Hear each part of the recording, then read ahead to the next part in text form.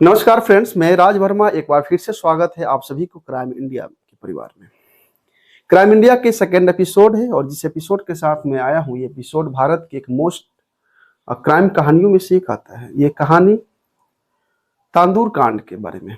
कभी ना कभी आप लोग इस कांड के बारे में सुने होंगे, कहीं ना कहीं आपको इस कहानी के बारे में मिला होगा, जिस कारण से एक तांदूर कांड की कहानी में आपको आज फिर से एक पूरी स्टोरी, डीप स्टोरी के साथ में सुनाने की मैं कोशिश कर रहा हूँ। इस कहानी के तीन किरदार हैं। एक सुशील शर्मा, दूसरा नैना सहनी और तीसरा किरदार है मकलूम करीम। ये कहानी शुरू होती है 10 जुलाई 1995 की रात की बात है। 10 जुलाई 1995 की ये कहानी है। उस दिन कैसे इस कहानी में एक लड़की को गोली मारकर और उसके पति एक तांदूर के अंदर उसको रख कर जला देते हैं। पूरी कहानी आइए सुनते हैं एक एक करके।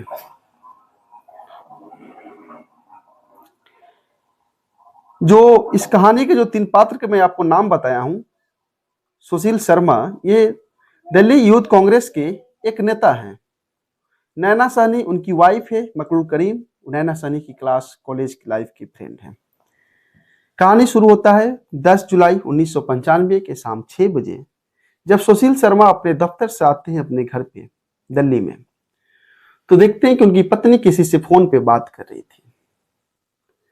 अब गेट खोलते हैं, जाते हैं जिस लिविंग रूम में उन लोगों का टेलीफोन था। अब हालांकि 95 के दशक में, 1995 के समय में किसी के पास मोबाइल नहीं होता था, और जिसके पास मोबाइल होता था उसमें कॉल रेट भी बहुत ज्यादा थे, इसलिए मोबाइल अफोर्ड करना सभी के बस की बात नहीं था। बट लैंडलाइन उस समय तक अच्छी अच्छी जगहों पे अवेलेबल था, तो लोग रखते भी थे। अब जैसे ही सुशील शर्मा अपने उस रूम में प्रवेश करते हैं, अपने लिविंग रूम में अपने घर पे, तो उनकी पत्नी जो नैना सहनी होती है वो किसी से फोन पर बात कर रही होती है, और बात करते हुए सुशील शर्मा उसको देखते हैं। जब नैना सहनी ने अपने पति को देखती है सुशील शर्मा को, तो फोन को काट देती है और थोड़ी सी डर जाती है। सुशील शर्मा पूछते हैं कि ये फोन किसका था। नैना सहनी बोलती है कि ये फोन किसी अनजान व्यक्ति का रोल नंबर था। अब इस पर सुशील शर्मा को डाउट होता है, शक होता है। फिर नैना सहनी किचन में जाती है उनके लिए पानी लाने, और सुशील शर्मा उसी टेलीफोन को उठाते हैं और फिर उसमें रीडायल करते हैं। जब रीडायल करते हैं तो फोन मकलूम करीम के पास पहुंचता है और फोन बोलता है वहां से हेलो। उसकी आवाज जब ये सुन लेते हैं, वेरीफाइड हो जाते हैं कि किसी और का रोल नंबर नहीं है, मकलूम करीम का, ये करीम का उधर से बात हो रही थी, करीम है। फिर फोन को काट देते हैं। वहां के बाद सुशील शर्मा आते हैं किचन में, जहां उनकी पत्नी उनके लिए पानी ला रही थी। बोलते हैं कि तुम हमसे झूठ क्यों बोली हो, जब करीम था मोबाइल पर तो बताती हमसे क्यों, क्या बात कर रही थी। वो बोलती है कि नहीं ऐसा बात, ऐसा बात, अपनी बातों से तर्क देती है। फिर थोड़ी देर दोनों में बहस होता है। हालांकि मैं आपको बता दूं कि ये सुशील शर्मा और नैना सहनी पहले भी आपस में झगड़ा इस करीम के लिए कर चुके थे। सुशील शर्मा का शक था कि नैना सहनी और जो करीम है आपस में, मतलब दोनों का अफेयर है। इस पर उसने करीम से बात भी किया था, तो करीम ने बोला कि ऐसा कुछ नहीं, हम एक फ्रेंड हैं। लेकिन सुशील शर्मा बार बार नैना सहनी को बात बोलता था कि तुम उससे बात नहीं करो, कोई भी ऐसा उससे बात मत करो, उससे मिलो नहीं। तमाम इस तरह के कितने बार दोनों में आपस में झगड़ा हो चुका था, लेकिन फिर भी नैना सहनी मानने के तैयार नहीं थी। इसी बहस में सुशील शर्मा ने 2 जुलाई 1995 को, शाम की कहानी है, अपने लाइसेंसी पिस्टल निकालता है, क्योंकि वो कांग्रेस के एक सीनियर नेता था, अभी है ही, तो निकालता है। निकालने के बाद अपनी पत्नी को गोली से मारता है। पहला जो गोली पिस्तौल से निकलता है वो उस रूम के एसी पे लगता है। दूसरा गोली मारता है जो नैना सहनी के गर्दन पे लगता है, और तीसरा जो गोली मारता है वो नैना सहनी के हेड यानी सिर में लगता है। ये दो गोली, एक गोली तो मिस कर गया, दो गोली जब उसके गर्दन पे और सिर पे लगता है तो उसी समय मौके पे उसकी मौत हो जाती है। मौत होने के बाद सुशील शर्मा जब होश में आता है तो सोचता है कि हमसे क्या हो गया, कितनी बड़ी गलती हो गई। और फिर उसी समय अंदर जाता है, अंदर से जाकर एक बड़ा सा प्लास्टिक लाता है, एक बोरा लाता है, उसी में उसके नैना सहनी के बॉडी को डालता है उस रूम में जितने भी खून ब्लड इधर उधर हुए थे, बॉडी से गिरे हुए थे, टोटल ब्लड को पूछता है, उस पैकेट में डालता है प्लास्टिक के, जिसमें नैना सैनी का बॉडी था। और उसके बाद मैं आपको बता दूं तो उसको अपनी मारुति कार रखा था सुजुकी का, उसमें उसको डालता है। डालने के बाद वहां से निकल जाता है। अब उसके माइंड में था कि अगर इस लाश को घर पे रखते हैं तो फिर पकड़े जाएंगे, उसको करे तो क्या करे, क्योंकि सुशील सहनी कोई आम व्यक्ति था नहीं, सुशील शर्मा सॉरी, उसको कांग्रेस के लगभग अच्छे नेता थे, तो सभी लोग उसको पहचानते थे। पहचानने के बाद इस तरह का तमाम ऐसी घटनाएं अगर उसके साथ हो तो फिर उसकी छवि पर, उसके कैरियर पे मतलब उसको डर हो गया था तमाम तरीका के। अब तुरंत वो निकलता है, अपने कार के डिक्की में इस बॉडी को डालकर प्लास्टिक बोरा में कसकर और यमुना के किनारे जाता है, जहाँ पे वो, मैं बता दूं आपको कि उस यमुना किनारे जब ब्रिज पे गया, जहाँ से उसको यमुना में फेंकने के प्लान था उस बोरा को, जो पैकेट था लाश का, तो देखा कि तमाम ऐसे लोग हैं जो हमको पहचानते हैं। गाड़ी पर जो उसका था उस पर कांग्रेस का स्टिकर लगा हुआ था।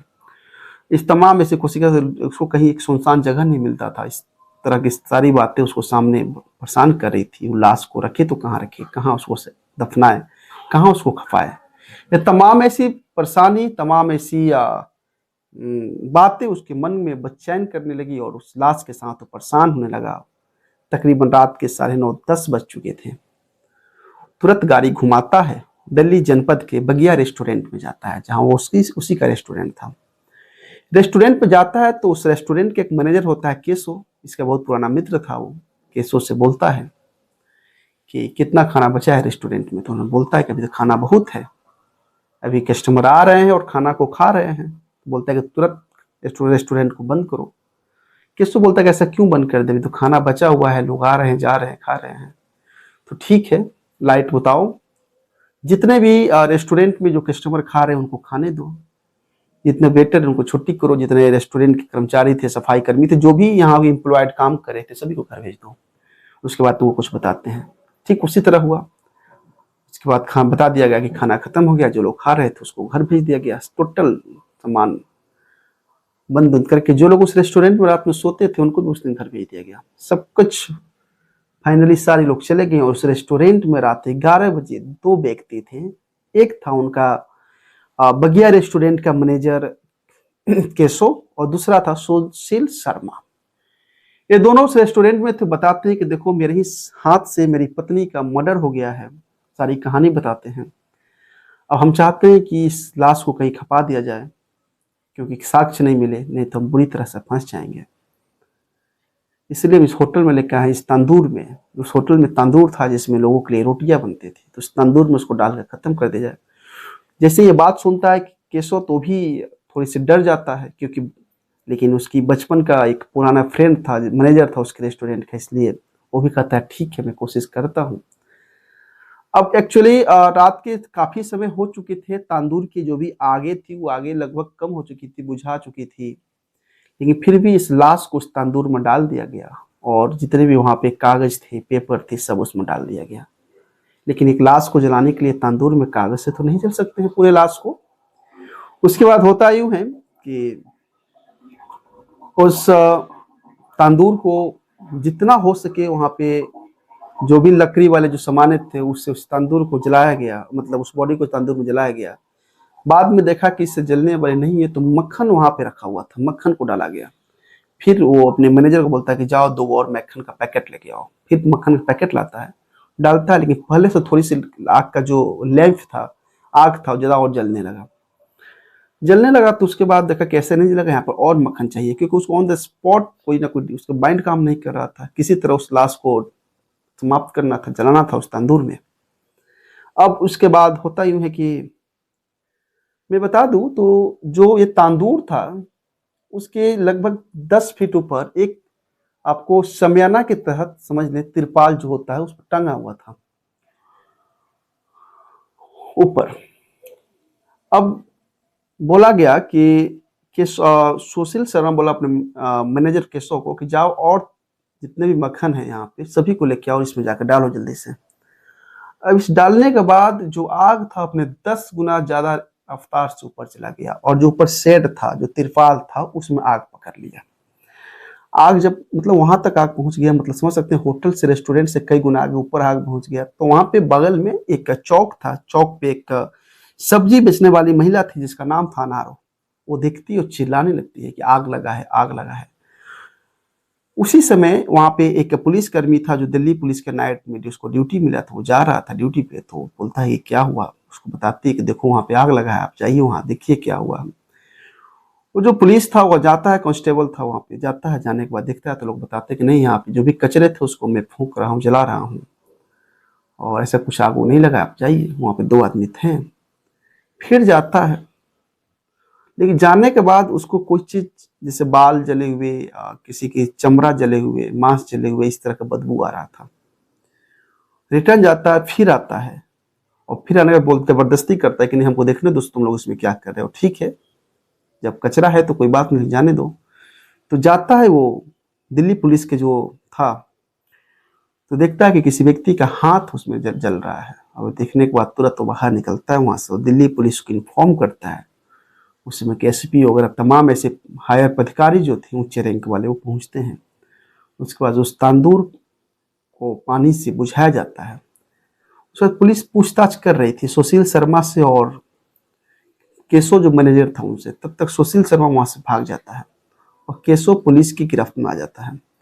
गिरफ्त में आने के बाद क्या होता है कि वो दोनों आपस में पूछताछ कर रहे थे। इधर केशव जो था मैनेजर कुछ बताने से इनकार कर रहा था कि हमें पता नहीं क्या है कैसे है, लेकिन समय के साथ साथ 2-4-5 दिन बाद ये सब कुछ केशव बता देता है। तो सुशील शर्मा वहां से भाग जाता है, और भागने के बाद 2 जुलाई 1995 की रात की कहानी है, और 10 जुलाई तक वह अहमदाबाद पहुंच जाता है। अहमदाबाद में वहां पहुंचने के बाद अपने पूरे बाल छिलवा लेता है, कपड़े पहनावा चेंज कर लेता है, और वह अहमदाबाद कोर्ट में सिलेंडर का अपील करता है कि हमें हमारी जान का खतरा है, हमें फंसाने का संदेह है, मैं सिलेंडर कर रहा हूं अपने आप को। अब तब तक ये चीज दिल्ली पुलिस को पता चल गई कि सुशील शर्मा अहमदाबाद की इस तरह वहां पे कर रहा है।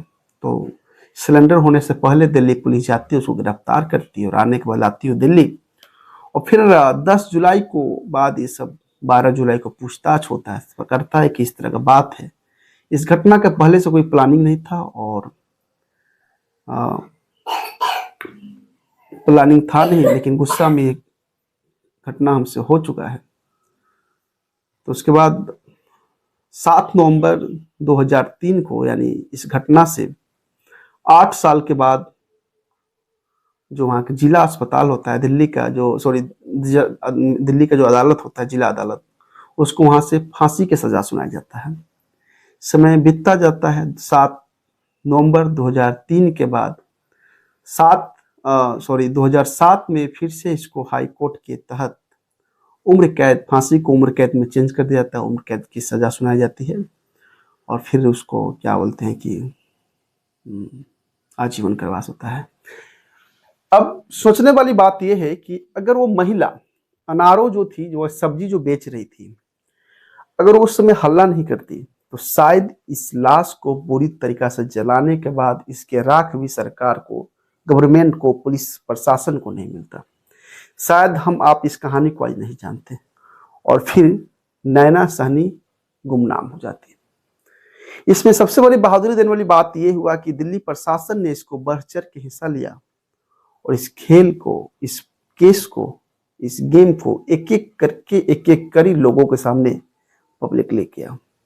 ऐसे तमाम कहानी जो हमारे अगल बगल समाज में घट रहे हैं और घटते आ रहे हैं, बहुत से ऐसे कहानी है जो हम तो जानते ही नहीं है, हमारे पास ही नहीं पहुंचती है, लेकिन ये कहानी से हमें अपने परिवार, अपने आप को बचाने की जरूरत है। आने वाले समय में कैसा समय हो रहा है उस चीज को देखते हुए आज के दिन को सतर्क होने की जरूरी है।